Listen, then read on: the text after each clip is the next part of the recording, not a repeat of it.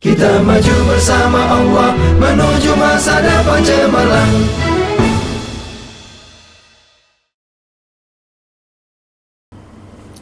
Perhatikan posisi robot pembersih pada gambar berikut. Oke, jadi di soal ini kita disuruh menentukan posisi akhir robot ya, ketika dia udah bergerak mengikuti translasi T4,-2. Nah, seperti yang kita tahu ya, untuk translasi ya, itu kan berarti kan dia perpindahan ya. Nah, rumusnya kan posisi awal ditambah dengan translasinya ya, untuk menentukan kita posisi bayangannya atau posisi dari akhir robotnya ya. Nah, di sini untuk menentukannya berarti tinggal kita jumlahkan aja dengan nilai dari translasinya. Di sini kan ini T4,-2. Berarti ini kan artinya kan digeser 4 satuan ke kanan dan 2 ke bawah ya. Karena di sini untuk yang X itu berarti cuma menggesernya adalah kanan dan kiri, sedangkan untuk yang Y-nya kan berarti atas bawah. Jadi kalau positif ke kanan untuk yang X-nya, kalau yang Y-nya positifnya ke atas. Berarti di sini kita lihat ya, posisi robotnya itu kan dia di angka 6,6 ya. Berarti kalau kita lihat dari gambar aja di sini ya, berarti kan dia bergeser 4 ke kanan ya. Berarti ini 1, 2, 3, 4. Nah, berarti bakal ada di sini. Lalu 2 ke bawah. 1, 2. Maka posisi robot dia bakal ada di posisi C ya. Maka untuk jawaban soal ini berarti dia ada di titik C ya untuk posisi robotnya. Perhatikan gambar berikut ya. Jadi di sini kita diberikan gambar segitiga yang berwarna merah dengan koordinatnya yaitu A, B, C, sama segitiga berwarna biru yang koordinatnya adalah A aksen, B aksen, dan C aksen. Maka ini bisa kita katakan ini adalah posisi awalnya untuk segitiga yang merah ini, sedangkan untuk yang warna biru ini adalah segitiga hasil dari transformasinya. Nah, di sini kita disuruh menentukan jenis transformasi apa yang menyebabkan segitiga berwarna merah ini menjadi segitiga berwarna biru di sini ya. Jadi kita lihat dari opsinya. Yang pertama di sini dibilangnya dia ditranslasi. Jadi ini artinya dia digeser negatif 3 ya, berarti artinya dia digeser ke kiri sejauh 3 satuan. Nah, ini 1 berarti digeser ke atas ya. Jadi kalau kita lihat titik-titiknya aja mungkin bisa kita lihat ya. Di sini kalau misalnya titik A kita geser 3 ke kiri, berarti ini kan 1, 2, 3, 1 ke atas. Ternyata sesuai nih yang titik A-nya nih. Titik yang B-nya gimana? 3 ke kiri, 1, 2, 3, 1 ke atas. Ternyata berbeda ya. Jadi untuk yang opsi yang A ini tidak mencerminkan gambar dari A menjadi gambar yang segitiga berwarna biru. Karena kalau kita lihat dari gambarnya, ini kan jadinya cuma begini ya. Jadi tidak mencerminkan untuk hasil dari segitiga yang biru. Untuk yang B, di sini dicerminkan terhadap garis Y sama dengan X. Ini adik-adik ingat dulu ya. Untuk pencerminan terhadap garis Y sama dengan X, itu kan mengakibatkan nilai X dan Y-nya ditukar ya. Jadi yang tadinya X, Y ini berubah jadi Y, X ya. Nah, maka di sini kalau kita lihat yang tadinya titik A-nya di sini adalah 2,1, maka bayangannya bakal ada di 1,2. Berarti bakal ada di sini ntar nih titik dari A-nya, A aksennya. Berarti udah salah ya, karena berbeda ya. Untuk yang C-nya juga sama nih, yang tadinya 4,5 ya, ntar jadi 5,4. Berikut yang B juga nih, bakal jadi salah juga ya. Karena kalau kita lihat dari gambarnya, ini bakal jadinya bentuknya seperti ini. Berarti tidak sesuai ya untuk yang pencerminan terhadap garis Y sama dengan X. Nah, untuk yang ketiga ini adalah rotasi 90 derajat berlawanan arah jarum jam ya, dengan pusatnya di titik asal ya, atau di titik 0,0. Kita ingat ya, untuk rotasi 90 derajat berlawanan atau yang rotasinya positif ya, itu nilai X dan Y-nya kita tukar dengan catatan di sini untuk nilai Y-nya ini berubah tanda ya. Yang tadinya Y berubah jadi negatif Y. Nah, ini kalau kita lihat dari titiknya ya, titik A-nya di sini kan tadi 2,1. Ini berarti kita tukar jadi 1,2. Nah, ini negatifnya dikasih di satunya nih, berarti negatif 1,2. Nah, ternyata sesuai ya titik yang A-nya di sini. Nah, untuk titik yang B-nya itu kan 6,1 ya. Dia kita tukar nih jadi 1,6. Nah, satunya berubah tanda jadi negatif 1,6. Titik B-nya benar nih di sini nih ternyata nih. Untuk yang C-nya kalau kita lihat di sini kan titik C-nya di 4,5 ya. Ini berarti bisa kita tukar jadi negatif 5,4. Ternyata sesuai ya. Jadi untuk opsi yang C ini ketika dirotasi 90 derajat berlawanan ternyata sesuai ya. Gambar yang segitiga merah bakal menjadi segitiga yang berwarna biru di sini. Nah, sedangkan kalau opsi yang D sini kan refleksi terhadap sumbu Y ya. Berarti kalau kita cerminkan ya berarti tinggal aja seperti aja kita cerminkan terhadap sumbu Y di sini ya. Berarti seolah-olah kita geser aja ya. Yang tadinya A-nya di sini ntar jadi di sini. Berarti udah nggak sesuai ya. Karena kalau kita lihat dari gambarnya kan dia jadinya ntar di sini ya. Karena jarak dari cermin itu sama dengan jarak dari cermin ke bayangan. Untuk B ke cermin kan 6, maka dari cermin ke titik B aksen juga 6. Maka ini gambarnya nggak sesuai. Maka yang tepat adalah di opsi yang C. Oke, pada soal ini kalau kita baca ya, ini ada sebuah usaha rumahan yang akan mengemas produknya menggunakan kemasan berbentuk prisma segitiga. Jadi gambar prismanya seperti ini, yang berwarna hijau di sini sebelah kiri. Nah, ini yang akan dibuat dari sebuah karton. Setiap kemasan dibuat dari satu jaring-jaring penuh. Jadi di sini kalau kita lihat ya, untuk gambar yang ini adalah gambar jaring-jaring dari prisma segitiganya. Nah, di sini karton yang tersedia ini cuma memiliki ukuran 100 cm kali 150 cm. Ini untuk ukuran dari karton besarnya ya. Nah, dengan pemotongan karton yang dilakukan dengan rapi dan memperhatikan tata letak ya, jaring-jaring kemasan dibuat dengan kertas yang saling terhubung dan bukan menggabungkan hasil potongan yang lain. Nah, dengan aturan itu kira-kira berapa banyak sih bentuk dari jaring-jaring prisma segitiga ini yang kita bisa buat dengan untuk ukuran karton dari 100 cm dikali dengan 150 cm. Jadi di sini kita fokusnya bukan ke bagian yang sebelah kiri ya. Jadi kita fokus ke gambar yang di sebelah kanan dulu nih ya. Jadi kita fokus ke gambar jaring-jaringnya. Nah, ini biar kita tahu ukurannya berarti kan perlu kita tahu ya untuk panjang dan lebar secara totalnya ya untuk gambar yang ini. Berarti di sini pertama kita cari dulu ya untuk bagian sisi miringnya ini ya. Karena di sini kan sisi miringnya kita belum tahu nih. Jadi untuk yang bagian bawah ini kalau kakak potong itu kan menjadi gambar segitiga siku-siku ya. Dengan panjang di sininya dengan alasnya di situ adalah 8 cm dan 6 cm ya. Maka bisa kita cari sisi miringnya dengan rumus Pitagoras. Berarti untuk sisi miringnya ini kakak kasih lambang M ya. Berarti ini akar ya. Akar dari 8 kuadrat ditambah dengan 6 kuadrat. Maka kita dapat di sini adalah akar dari 64 yang ditambah dengan 36. Berarti akar dari 100 ya. Nah, itu berarti setara dengan nilainya adalah 10. Nah, sekarang kita lanjut ke gambar yang jaring-jaring di sini. Berarti tadi sisi miring udah dapat ya, panjangnya adalah 10. Jadi sisi yang di sini, yang ini, nah yang ini kita dapat panjangnya adalah 10. Berarti untuk bagian panjang karton yang dibutuhkan udah dapat ya. Berarti ini 8 tambah 10 ditambah dengan 6 ya. Berarti kita dapat ini adalah 24. Nah, sekarang kita cari nih lebar karton yang dibutuhkan. Berarti dari ujung ke ujung ya. Nah, untuk mencari panjang ini ke sininya ya. Nah, ini bisa kita pakai rumus perbandingan luas segitiga ya. Ini kan luas segitiganya kalau kita lihat di sini ya. Ini kan pasti 8 kali 6 bagi 2 ya. Berarti kan luasnya ini kan 24 ya. Itu bakal sama dengan luas segitiga yang alasnya 10 dan tingginya yang kita perlu cari dulu ya. Ini berarti anggap aja ini sebagai tingginya ya. Kita anggap aja ini sebagai TJ-nya ya. Nah, berarti tinggal kita kalikan alas kali tinggi dibagi dengan sisi miringnya ya. Berarti alasnya kan di situ 8 dikali dengan 6 dibagi miringnya adalah 10. Berarti ini 48 dibagi 10 maka dapat di angka 4,8. Berarti kita dapat untuk tingginya ini berarti ini 4,8. Tinggi yang bagian bawah juga sama nih 4,8. Berarti untuk totalnya ya kalau kita hitung ya untuk totalnya tadi untuk yang tingginya berarti 4,8 ditambah 4,8 berarti kan 9,6 ya. Ditambah dengan 12. Berarti kan dapatnya di angka 21,6 ya. Nah, ini kita bulatkan ya. Di sini kita bulatkan ya. Jadi yang kita pakai untuk yang 22 ya. Jadi kita anggap untuk lebarnya kita bulatkan menjadi 22.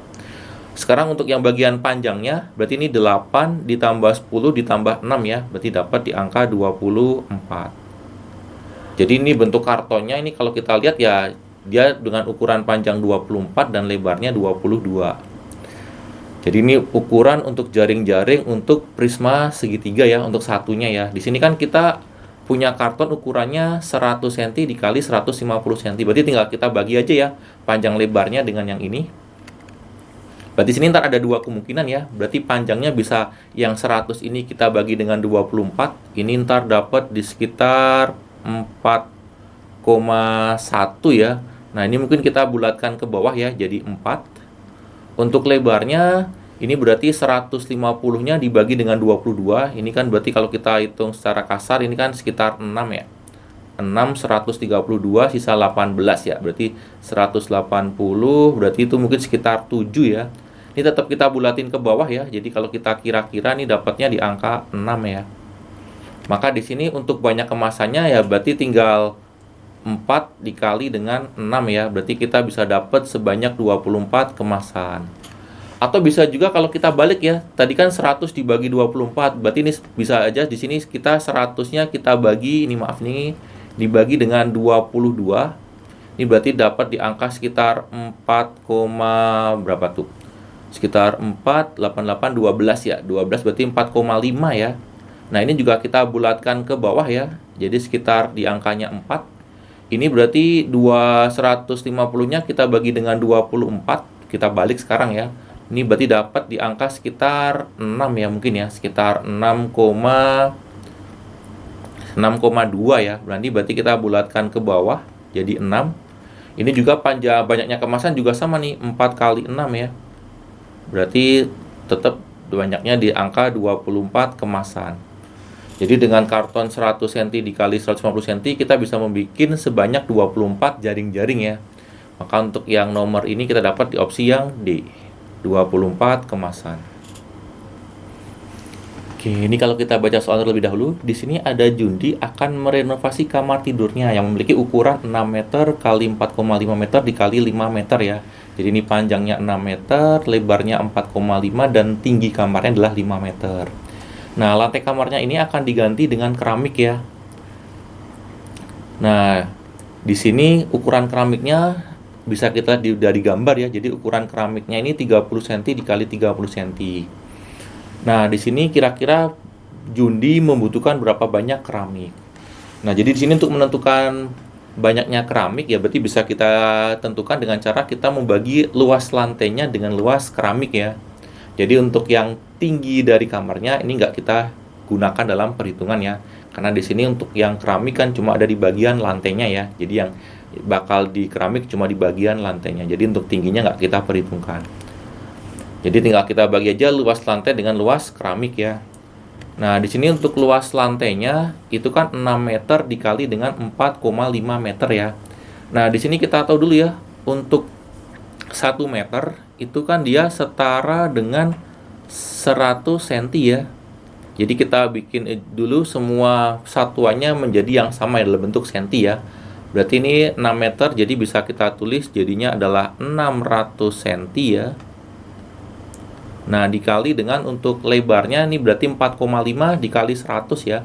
Berarti dapat di angka 450 cm.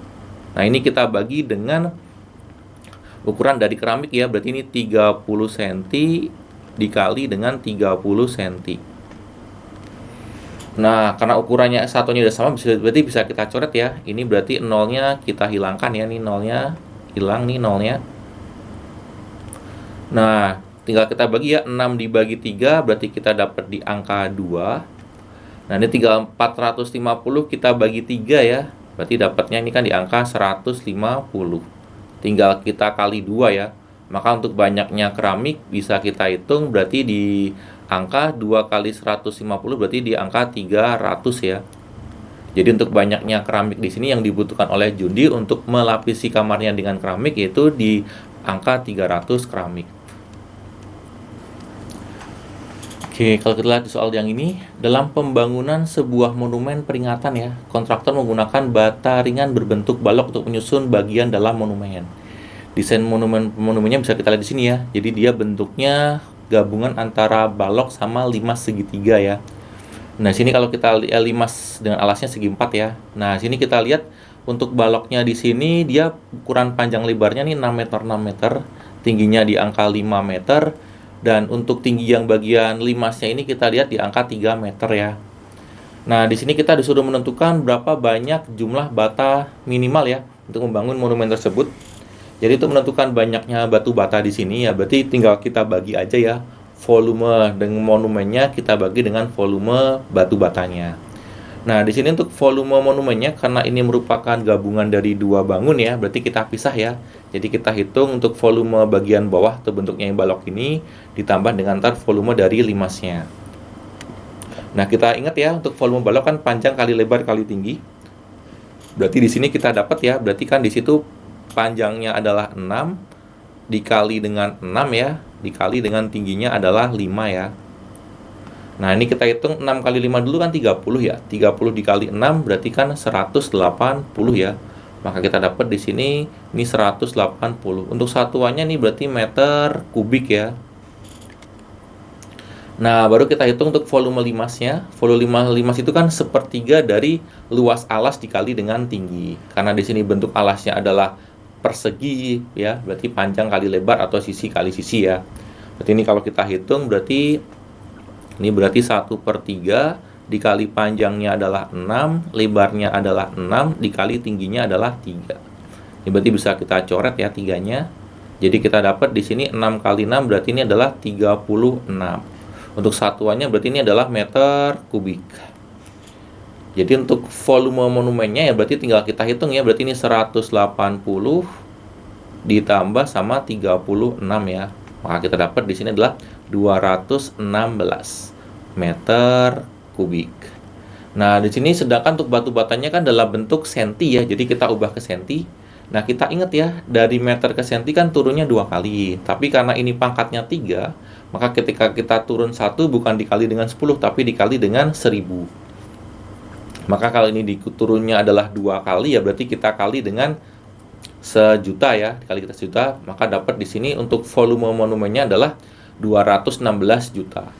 Nah, tinggal kita bagi dengan volume batu batanya ya, berarti ini 216 juta ya, berarti ini nolnya ada 6.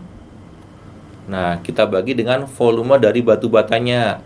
Karena batu batanya berbentuk balok ya, berarti tinggal kita kalikan aja ya, berarti ini 50 dikali 20 dikali dengan 10.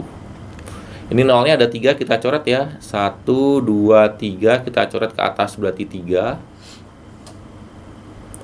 Nah, 5 kali 2 kan ini 10 ya. Nah, berarti kita coret lagi 1 nolnya ya. Maka di sini kita dapat untuk batanya batu bata adalah 21.600. Maka di sini kita dapat di opsi yang D ya. Jadi banyaknya batu bata yang dibutuhkan adalah sebanyak 21.600. Setiap hari Axial dan Valdi selalu berangkat bersama ke sekolah ya. Nah, setiap berangkat di sini Axial selalu ke rumahnya Fardi dulu. Jadi di sini kalau kita lihat untuk rumahnya Axial dengan Valdi terpisahkan dengan jarak 600 meter ya. Lalu mereka berdua baru berangkat ke sekolah. Nah, di sini kan jaraknya dari rumah Valdi ke sekolah kan 450. Nah, di suatu ketika di sini untuk Valdi sakit ya, jadi dia tidak pergi ke sekolah. Sehingga di sini Axial berangkat sendirian. Karena dia berangkat sendirian, otomatis dia nggak melewati rumahnya Valdi ya. Jadi dia langsung ke sekolah. Karena di sini kalau kita lihat ada jalan ya, langsung dari rumahnya Axial ke rumah ke sekolah. Nah, kita disuruh menentukan jarak dari rumah Axial ke sekolah ya. Nah, karena di sini bentuknya siku-siku ya, jadi hukum segitiganya segitiga siku-siku ya antara rumah Axial, rumah Valdi dan sekolah. Maka di sini berlaku hukum Pitagoras ya. Jadi adik-adik ingat dulu ya untuk hukum Pitagoras. Jadi hukum Pitagoras kan berbunyinya untuk sisi miring ini kalau kita kuadratin itu nilainya bakal sama dengan jumlah kuadrat dari dua sisi terpendeknya ya. Jadi C kuadrat itu sama dengan A kuadrat ditambah dengan B kuadrat. Atau kalau kita mencari sisi C-nya ini bisa kita akar ya. Jadi C-nya sama dengan akar dari A kuadrat ditambah dengan B kuadrat. Jadi di sini untuk menentukan jarak tempuh ya dari Axial ke sekolahnya berarti tinggal kita gunakan hukum Pitagoras tadi ya, berarti akar dari di sini berarti untuk panjang dari ini ke sininya sisi A-nya adalah ini 600 meter ya. Sedangkan untuk ininya adalah 450. Jadi bisa kita hitung akar dari 600 yang kuadrat ya ditambah dengan 450 kuadrat. Ini kan berarti sama dengan akar dari ini 6 dikuadratin berarti kan 36 ya. Berarti 36 nolnya 2 dikuadratin jadi nolnya 4 ya. 1 2 3 4 ditambah ini 450 kuadrat. Berarti bisa kita hitung ya, 45 dikali dengan 45 ya nih kalau kita manual. Berarti 525 ini berarti 225. 4 kali 5 berarti 20, nabung 2 berarti itu adalah 18. Berarti ini kalau kita hitung dapatnya di angka berapa tuh? 2025 ya. Nah, ini kalau kita jumlahkan berarti kan dapat yaitu akar dari nolnya berapa nih? Nolnya tambahin 2 ya. Nah, tambahin nolnya 2. Berarti kita dapat di angka 2500 ya. Nah, ini kalau kita jumlahkan kan dapatnya di angka berapa nih? 562 ya, 500. Nah, ini untuk menentukan akarnya gimana? Ya, berarti kita pisahkan. Ini kan berarti belakangnya kan nolnya 0 ya, nolnya 2 ya. Pasti di belakang sini pasti nolnya 1 ya. Berarti ini kalau kita pisah di sini berarti yang mendekatin akar 56. Berarti kan 7 ya, karena 7 kali 7 kan 49 ya. Maka depannya ini 7. Karena di sini belakangnya 5, otomatis ini juga pasti 5 ya. Maka jarak tempuh dari rumah Aksial ke sekolah adalah 750 meter. Kalau ini kan terlalu panjang ya, bisa juga kita pakai triple Pythagoras. Jadi untuk yang bentuk segitiga ini kan 6 450 ya. Ini kan bisa kita bagi dengan 450 ya. Ini kan berarti aslinya ini kan 4 yang dikali sama 150. Yang ini kan sama aja kayak 3 yang dikali dengan 150. Nah, ini kalau ada diingat ya, untuk triple Pythagoras 3, 4 berarti kan 5 ya. Nah, ini tinggal 5-nya dikali dengan 150. Hasilnya juga sama, di angka 750. Maka jarak dari rumah Aksial ke sekolah adalah 750 meter ya. Nah, kita dapat di opsi yang A. Pak Gunawan mendapati bahwa sisi panjang sawahnya itu 12 meter lebih panjang daripada sisi lebarnya. Jadi dari gambar ya, di sini kita tahu bahwa panjangnya adalah 12 meter lebih dari lebarnya. Sedangkan untuk ukuran panjang lebarnya kita belum tahu di sini ya. Selain itu di sini diketahui juga bahwa keliling dari sawahnya itu sejauh sebesar 88 meter. Jadi kita cuma dapat kelilingnya 88 meter. Nah, di sini kita disuruh menentukan ya ukuran dari sawahnya Pak Gunawan ya. Nah, kita ingat dulu ya. Untuk ini kan bentuknya persegi panjang ya. Berarti otomatis di sini berlaku rumus dari berlaku untuk keliling persegi panjang ya. Keliling panjang itu kan rumusnya 2 kali panjang tambah lebar ya. Jadi kalau kita cari panjang dan lebarnya, berarti kita tulis dulu nih kelilingnya nih. Kelilingnya kan di soal udah diketahui ya, yaitu 88 meter ya. Berarti ini 88 itu sama dengan 2 yang dikali panjangnya. Ini kan panjangnya lebar yang ditambah 12 ya. Berarti bisa kita tulis berarti lebar yang ditambah 12 ditambah dengan untuk lebarnya kita anggap aja sebagai L juga ya. Nah, ini bisa kita bagi ya, kanan kirinya dengan 2 ya. Ini berarti kita coret ya. Berarti 88 dibagi 2 yaitu 44. Itu berarti nilainya setara dengan lebar tambah lebar, berarti ini 2 lebar yang ditambah dengan 12. Ini berarti 12-nya kita pindah ke sebelah kiri ya. Berarti 44 plus jadi min ya. Berarti 44 dikurangin 12. Berarti kita dapat di angka 32. Itu sama dengan 2 kali lebar. Maka kita dapat di sini untuk lebarnya itu berarti setara dengan 32 dibagi 2. Berarti lebarnya adalah 16. Nah, untuk panjangnya ya berarti bisa kita cari juga nih. Karena di situ kan panjangnya dibilangnya lebar yang ditambah 12 ya. Berarti 16 ditambah dengan 12. Maka lebarnya panjangnya di 28. Jadi untuk Pak Gunawan untuk sawahnya ya berarti itu panjangnya adalah 28 meter dan lebarnya 16 meter. Pernyataan yang pertama, sisi panjang sawahnya Pak Gunawan adalah 28 meter. Berarti ini sesuai ya. Jadi untuk pernyataan yang pertama di sini berarti benar ya. Nah, untuk pernyataan yang kedua di sini luas sawah Pak Gunawan adalah 448. Nah, untuk luas dari persegi panjang kan berarti tinggal kita kalikan aja ya panjang dengan lebarnya. Berarti kita kalikan di sini untuk luasnya. Berarti kita kalikan aja di sini untuk luasnya. Berarti kita kalikan 28 kita kali dengan 16. Nah, ini berarti kita hitung manual ya. 28 kita kali dengan 16. Berarti 6 kali 8, 48, nabung 4 ya. 12 ditambah 4, berarti ini 168. Dikali 1 berarti nggak berubah ya, ini 8, ini 2 ya. Ini kalau kita jumlahkan berarti ini 8, 4, 4 ya. Berarti sesuai ya. Jadi luasnya adalah 448 meter persegi. Jadi untuk pernyataan yang kedua ini juga sesuai, benar. Untuk pernyataan yang ketiga, jika pupuk yang dibutuhkan tiap meter persegi sebanyak 25 gram, maka sawah Pak Gunawan membutuhkan 47,5 kg pupuk ya. Ya, berarti untuk mencari pupuknya tinggal kita kalikan aja ya. Luasnya kita kalikan dengan 25 gram ya. Berarti di sini untuk luasnya banyak pupuknya, berarti kita kalikan aja 448 kita kali dengan 25. Nah, untuk cara cepat ngali 25 kan tinggal kita bagi 4 aja ya. Berarti 448 kita bagi 4, berarti ini 1, 1, 2 ya. Nolnya tambahin 2. Nah, ini gram.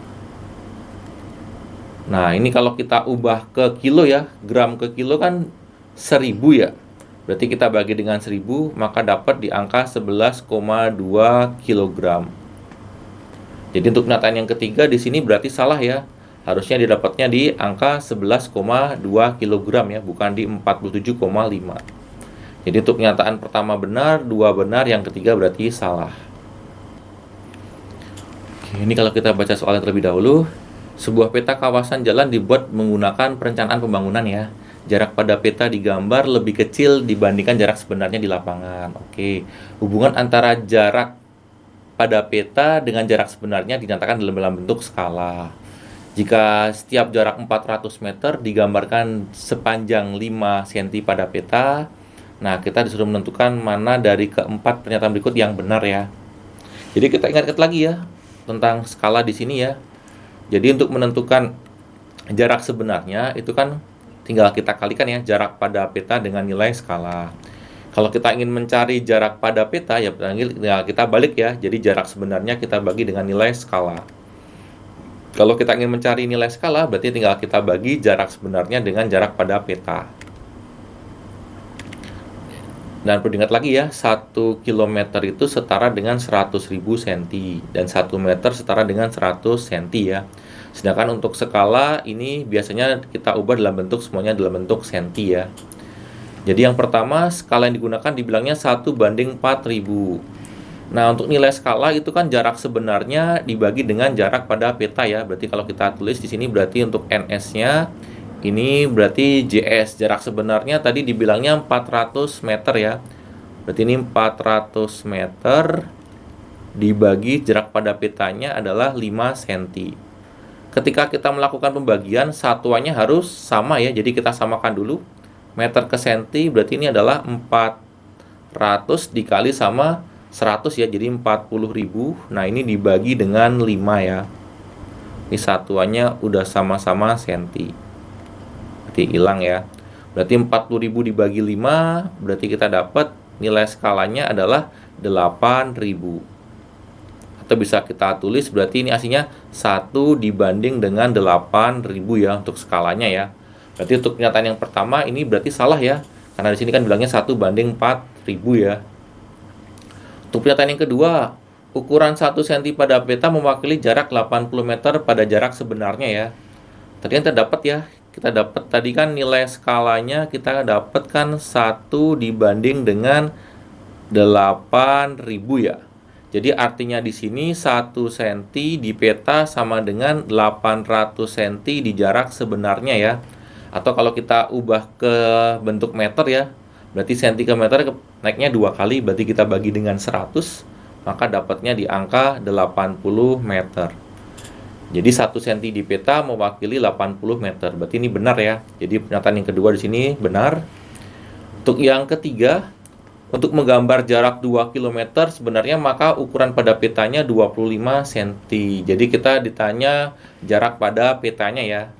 Jarak pada peta kan tinggal jarak sebenarnya dibagi dengan nilai skala ya. Berarti kalau kita tulis berarti di sini JP-nya jarak sebenarnya di situ adalah 2 km dibagi nilai skalanya tadi dapat di angka 8.000 ya. Berarti ini kalau kita ubah berarti ini 200.000 ya, karena ke senti dibagi dengan 8.000. Berarti ini nolnya kita coret 3. Berarti 200 dibagi 8 ya dapatnya di angka 25 ya. Satuannya berarti ngikutin senti ya. Maka untuk nilai yang ketiga ini juga benar ya. Berarti jarak pada petanya 25 cm. Nah, untuk yang keempat, jika terdapat sebuah taman berbentuk persegi panjang dengan luas 20.000 meter kubik ya, maka luasnya pada peta adalah 3,125 cm persegi ya. Nah, kita lihat ya, luas pada peta ya berarti tinggal kita bagi aja ya luas sebenarnya dengan nilai skala yang dikuadratkan. Kenapa dikuadratkan? Karena nilai skala yang di sini kan dia mengali panjang juga mengali lebar ya. Jadi kita baginya dengan nilai ns kuadrat ya.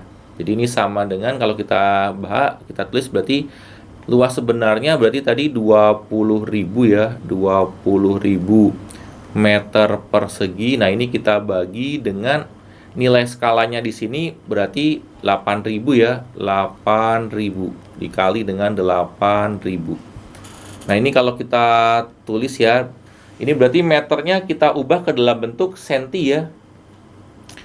Karena ini turunnya 2 kali, berarti kan dikalinya harusnya 100, tapi karena ini pangkatnya 2, berarti kita kali dengan 10.000 ya. Jadi ini 20.000-nya kita tambahin nolnya 4 ya. 1, 2, 3, 4. Nah, ini kita bagi dengan 8.000 yang dikali dengan 8.000. Berarti ini nolnya kita coret 6 di sini ya. Kita coret 6. Berarti ini 3, 3. Berarti masih nyisa ya. Ini tadi 200 kita bagi 8 tadi dapat ya di angka 25. Nah, berarti tinggal kita hitung aja di sini 25 kita bagi dengan 8. Yang mendekatin kan 3 ya, sisa 1 ya. Berarti itu 125 ya. Maka untuk penyataan yang keempat ini berarti benar juga ya. Jadi luasnya adalah 3,125 cm persegi. Oke, sebuah rumah di perumahan pinggir kota memiliki atap berbentuk dari 2 permukaan berbentuk persegi panjang yang ditopang oleh 2 segitiga tegak di kedua sisi berhadapan seperti pada gambar. Jadi untuk atapnya ini ya, yang panjangnya 10 meter, ini lebarnya belum tahu. Nah, ini penumpangnya di sini. Sementara segitiga penumpangnya berukuran alasnya 6 meter dan tingginya adalah 4 meter ya. Nah, di sini kita disuruh mencari luas seng minimal ya yang diperlukan untuk menutup atap. Jadi kita butuh di sini sengnya tuh kira-kira butuh berapa banyak sih luasnya. Karena di sini bentuknya seperti ini, maka untuk atapnya ntar kita kali 2 ya. Karena ini kan atap sisi kiri, ada juga yang atap sisi sebelah kanannya sana ya. Nah, di sini berarti tugas kita untuk mencari dari lebar dari ini ya, gentengnya di sini ya. Di sini bisa kita gunakan aturan dari Pythagoras ya. Itu kan rumus Pythagoras, kalau kita ingat lagi, itu kan jumlah sisi kuadrat, sisi miring kuadrat itu setara dengan jumlah kuadrat dari 2 sisi terpendeknya ya. Atau C kuadrat itu sama dengan A kuadrat ditambah dengan B kuadrat. Atau nilai C-nya ini setara dengan akar dari A kuadrat yang ditambah dengan B kuadrat. Nah, sekarang kita lihat untuk yang atapnya ini aja, yang sebagian segitiga di sebelah sisi kanan depannya ya. Bentuknya kan ini ya. Dia kan punya alasnya kan 6 meter, sedangkan untuk tingginya di sini adalah 4 meter ya. Nah, sisi yang ini ternyata merupakan sisi dari lebar dari atapnya ya. Jadi yang kita cari di sini ya untuk lebar dari atapnya ya. Nah, ini maka kalau kita potong ya, kalau kita potong jadinya bentuknya segitiga siku-siku ya. Berarti ini 6-nya kita bagi 2, maka dapatnya di sini 3, di sininya adalah 4 ya. Berarti kita hitung dengan aturan dari Pythagoras. Dari untuk lebar atapnya berarti ini adalah akar dari 3 kuadrat ditambah dengan 4 kuadrat. Maka kita dapat di sini adalah akar dari 9 yang ditambah dengan 16. Maka kita dapat di sini adalah akar 25. Maka untuk lebar atapnya kita dapat di angka 5 ya. 5 meter. Maka untuk luas dari 2 sisi atapnya ya, kenapa 2 ya? Karena di sini kan sisi kiri sama sisi kanan ya. Karena ini bentuknya adalah persegi panjang, berarti tinggal kita kalikan aja panjang dengan lebarnya ya. Berarti ini kita dapat, berarti ini 2 dikali panjangnya adalah 10 meter, lebarnya adalah 5 meter. Berarti 2 kali 5, 10 kali 10 ya. Maka dapat di angka 100 meter persegi. Jadi untuk luas sisi atapnya adalah 100 meter persegi. Sebuah sekolah memiliki lapangan berbentuk persegi panjang yang digunakan untuk upacara dan olahraga. Nah, di sekeliling lapangan akan dipasang pagar pembatas ya. Untuk menentukan panjang pagar yang dibutuhkan, perlu diketahui keliling lapangan tersebut. Oke, di sini kita dari gambar ya, diketahui bahwa panjangnya adalah 24 meter dan lebar lapangannya adalah 18 meter.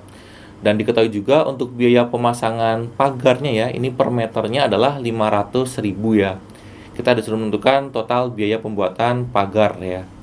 Di sini berarti pertama kita cari dulu ya untuk keliling dari lapangannya, karena untuk pagar di sini kan dia cuma ada di bagian kelilingnya ya. Jadi perlu kita cari keliling dari persegi panjang.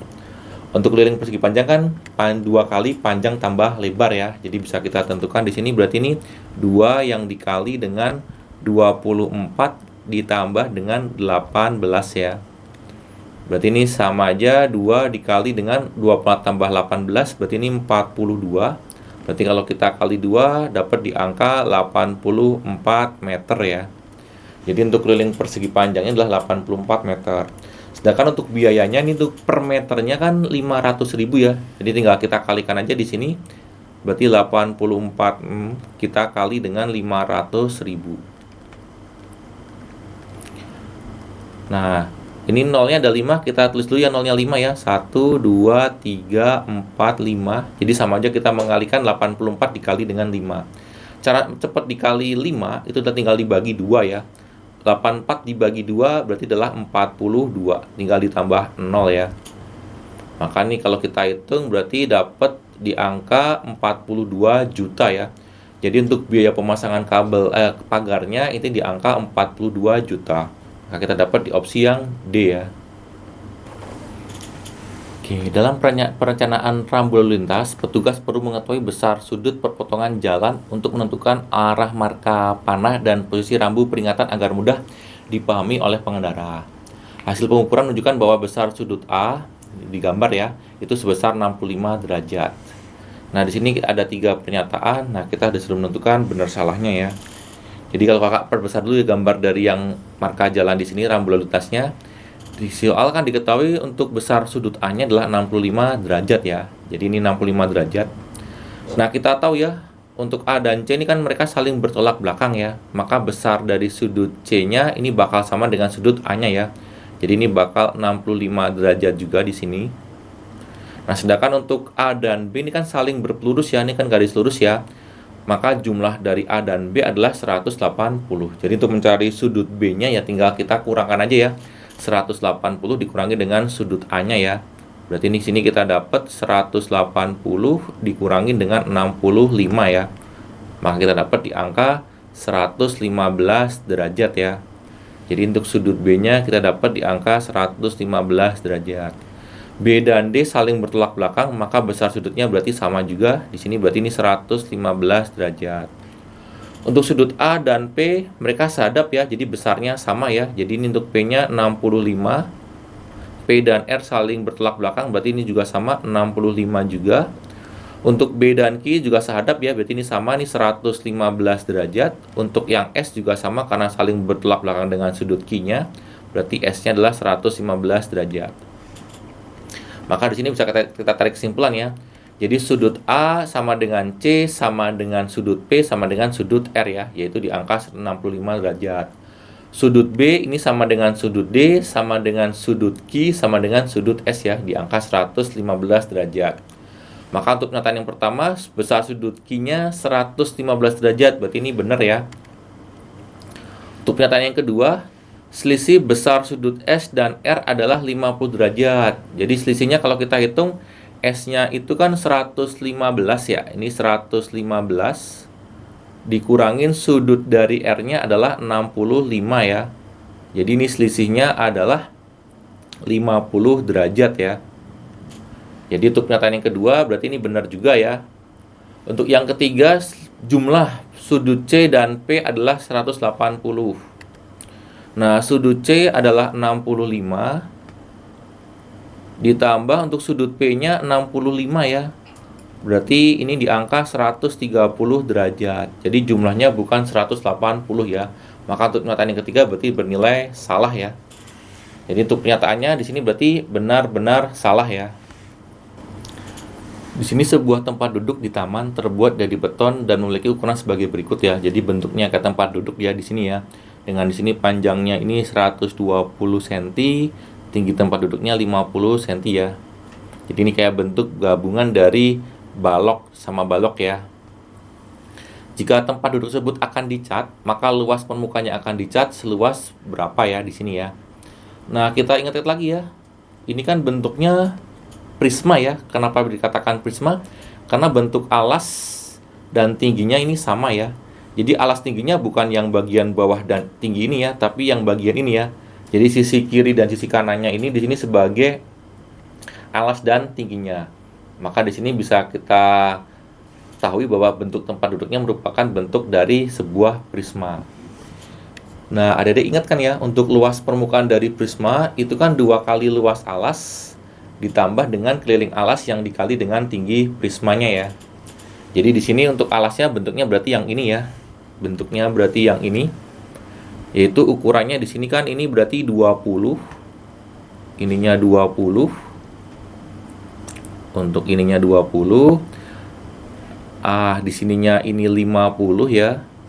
Di sini kan lebarnya ini kan 30 ya. Berarti otomatis sisa 20 ya. Berarti untuk ininya 20. Ini ya berarti 20. Maka ininya berarti 50 dikurangin 20 berarti 30 ya. Jadi untuk luas alasnya ya, luas alas yang ini berarti ini kita dapat berarti ini 2 dikali karena bentuknya mungkin nggak usah kita kali 2 dulu ya, kita cari masing-masing dulu. Ini berarti 20 dikali 20 berarti yang atas ini adalah 400 ya. Yang bawahnya berarti ini 30 dikali 50 berarti ini 1500 ya. Maka untuk luasnya berarti totalnya kan ini luas alasnya berarti di angka 1900 ya.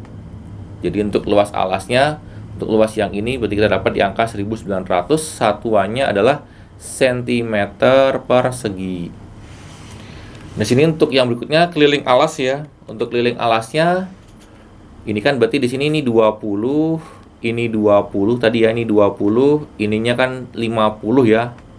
Ininya juga 50, ininya 20, ininya 30 ya. Maaf, ininya 30. Berarti ini kalau kita hitung di sini berarti 50 tambah 50 berarti ini 100 ya. 100 tambah 20 tambah 20 berarti 140 tambah 30 170 tambah 30 ya. Berarti kita dapat kelilingnya adalah 200 ya. Ini kelilingnya adalah 200 cm. Jadi untuk luas permukaan prismanya bisa kita hitung ya. Berarti ini 2 yang dikali 1900 ya. cm persegi ditambah sama keliling alasnya kita dapat di angka 200 cm yang dikali tinggi prisma, berarti yang memisahkan antara alas dengan tutupnya ya, berarti ini ya 120 cm ya, berarti dikali dengan 120 cm. Maka kita dapat di sini berarti ini 2 dikali 19 berarti kan 38 ya, berarti ini 3800 cm persegi ditambah sama 2 kali 12 berarti ini 24, nolnya ada 3 ya, berarti ini 24.000 cm persegi. Nah, di sini berarti kalau kita hitung berarti 3.800 ditambah 24.000. Berarti ini 27.800 cm persegi. Kita ubah ke bentuk desi ya. Berarti karena naik 1 dan ini pangkat 2 berarti naiknya dibagi 100 ya. Berarti 278 desimeter persegi. Nah, tapi ingat ya, karena ini bentuknya kursi, berarti bagian bawah ini kan nggak dicat ya. Berarti kita kurangin di sini nih, karena bagian alasnya nggak dicat nih. Berarti kita kurangkan ya, berarti 278 desimeter perseginya. Ini kita kurangin dengan luas alasnya nih. Alas yang bagian bawah ini nggak dicat ya. Berarti 50 cm dikali 120 cm. Berarti ini kalau kita hitung 50 cm dikali dengan 120 cm. 12 kali 5 kan 60 ya. Masih ada nolnya 1, 2 ya. Tambah nolnya 2 ya. Berarti ini 6000 cm persegi atau setara dengan 60 ya, 60 desimeter persegi. Berarti kalau kita kurangkan dapat di angka 218 ya, desimeter persegi. Maka dapat di opsi yang B ya, di angka 218.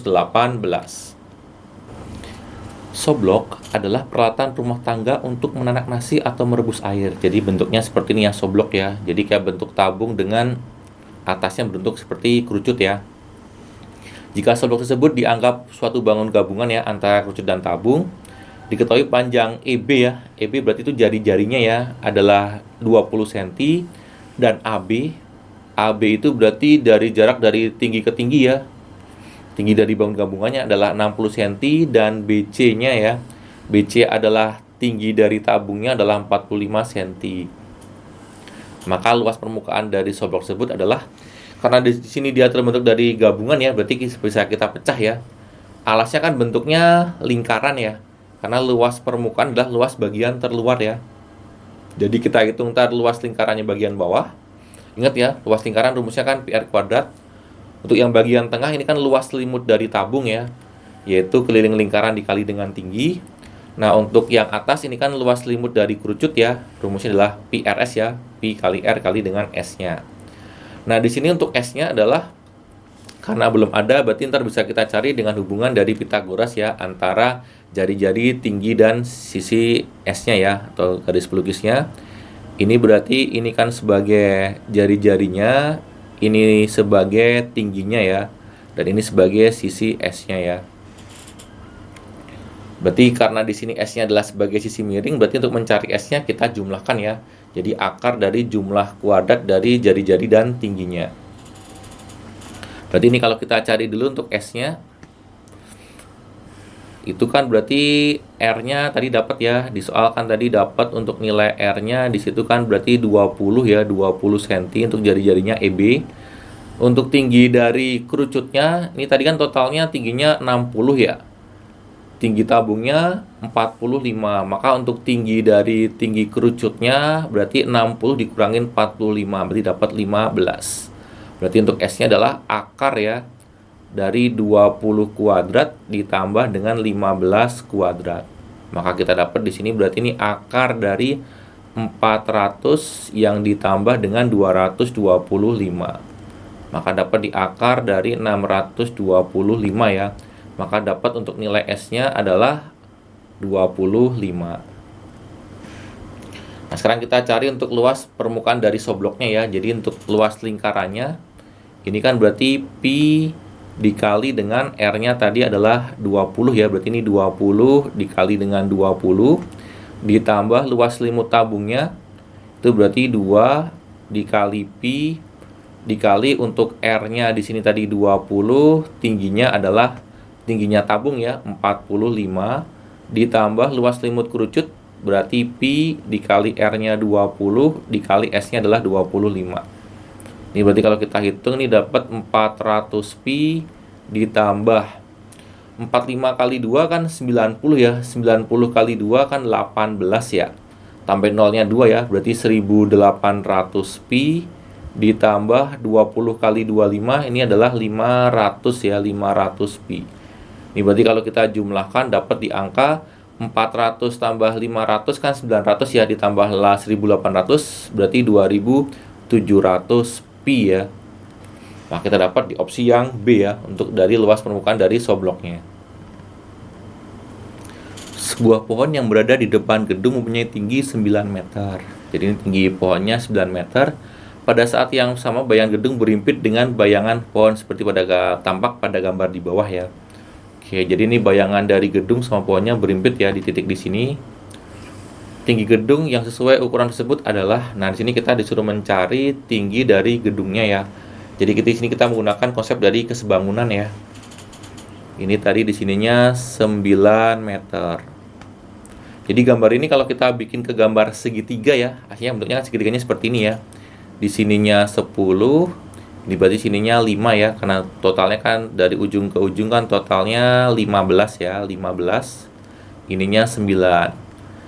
Jadi karena di sini ini sebangun ya, dua segitiga ini, karena sudutnya sama ya, maka dia pasti sebangun. Jadi di sini kita pecah ya di dua bangun, yang besar dengan yang kecil ya. Nah, untuk yang besar di sini kan tadi panjangnya 15 ya, sedangkan di sini kan kita nggak tahu ya. Ini tingginya anggap aja sebagai T. Untuk yang kecil kan berarti ini panjangnya 10, tingginya adalah 9. Jadi kalau kita pakai kesebangunan, berarti ini T dibagi dengan 15, ini bakal sebanding ya dengan 9/10. Tinggal kita kali silang ke 15-nya ke sana, berarti T-nya sama dengan 9 yang dikali 15/10. 9 dikali 15 dapat di angka 135 yang dibagi dengan 10 ya. Jadi tinggal kita geser aja komanya ya. Jadi tinggi gedungnya adalah 13,5 meter ya. Maka dapat di opsi yang A. Segitiga ABC tersebut dirotasi dengan sudut putar 90 derajat berlawanan jarum jam. Jadi segitiga ABC yang ini diputar 90 derajat berlawanan jarum jam dengan pusat rotasinya di pusat koordinat ya di titik 0,0. Kemudian dilanjutkan dengan translasi atau digeser ya. Ini berarti 4, berarti digeser 4 ke arah kanan, negatif 3 berarti ini digeser 3 satuan ke bawah ya. Maka koordinat dari segitiga bayangan ABC-nya ada di mana ya? Jadi kita ingat lagi ya, untuk rotasi 90 derajat ketika berlawanan itu kan ditukar ya. Tapi untuk yang bagian depan Y-nya berubah tanda ya, jadi negatif Y, X. Sedangkan untuk yang translasi ya tinggal kita jumlahkan aja ya. Posisi awalnya dengan translasi di sini ya, berarti 4, negatif 3-nya. Nah, di sini kalau kita per titik ya, titik A di sini kan 3,4 ya. Kita rotasi 90 derajat. Berarti berubah tanda ya. Yang tadinya 4 jadi negatif 4, ini di depan. Nah, ini sininya 3 ya. Nah, di sini kita translasi dengan 4, negatif 3. Berarti itu artinya 4 negatif 4-nya kita tambah dengan 4, ya. Berarti ini 3 kita tambah dengan negatif 3 ya. Maka kita dapat hasilnya untuk A aksennya berarti di titik 0,0 ya. Berarti titik 0,0. Kan negatif 4 tambah 4, 0. 3 tambah negatif 3 kan 0. Untuk titik B-nya, ini kan tadinya di 1, negatif 3 kita rotasi. Berarti ditukar berubah tanda. Berarti di sini kan ini negatif 3,1 ya. Ini berubah tanda jadi plus yang depan ya. Jadi 3,1. Nah, ini kita tambah dengan translasinya ya. Berarti 3 ditambah 4, 1 ditambah dengan negatif 3. Maka kita dapat di sini untuk koordinat B-nya ya, bayangan dari B-nya adalah 7, negatif 2. Nah, untuk yang C-nya kan di sini negatif 3,1 ya. Berarti ditukar berubah tanda jadinya kan 1, negatif 3, yang depan berubah tanda jadi negatif 1, negatif 3 ya. Nah, ini berarti kalau kita tambah dengan translasinya berarti negatif 1 ditambah 4, negatif 3 ditambah dengan negatif 3. Maka kita dapat di sini untuk koordinat bayangan dari C-nya adalah negatif 1 ditambah 4 adalah 3, negatif 3 ditambah negatif 3 adalah negatif 6. Di sini berarti yang sesuai berarti di opsi yang A ya.